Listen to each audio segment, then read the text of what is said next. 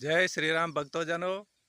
આ સંસારમાં આપણને પ્રકૃતિ જે ખરે ને આપણને શાંતિ આપે છે. દાખલા તરીકે ઉનાળામાં આપણે ગમે તે વૃક્ષના છોયલા ઊભા રહ્યા હોય એટલે આપણે અંતરાત્માને શાંતિ મળે. હાશ કેવું થાય, શાંતિ મળે ને.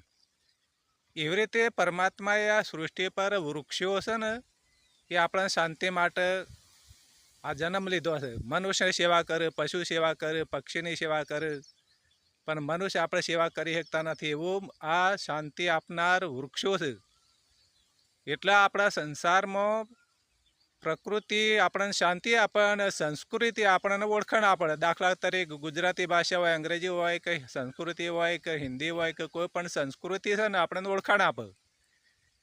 એટલા માટે જે ઘરમાં સંસ્કૃતિ રાખવા માટે પ્રકૃતિના ઉપર જે પ્રેમ રાખે, આ સંસારમાં જેના ઘરમાં પ્રકૃતિ પર પ્રત્યે પ્રેમ હોય એના ઘરમાં કદી સંસ્કૃતિના દીવા કદી ઓલાતા નથી, એટલે બુજાતા નહીં. એમ ઓલવાય નહીં, એમની સંસ્કૃતિ જળવાઈ જ રહે. પણ પ્રકૃતિના પ્રત્યે પ્રેમ રાખતો હોય એમને જ જળવાઈ રહે.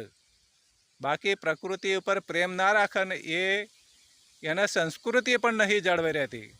માટે તમે પ્રકૃતિ પર પ્રેમ રાખો અને સંસ્કૃતિ જાળવી રાખો. જય શ્રી રામ ભક્તોજનો.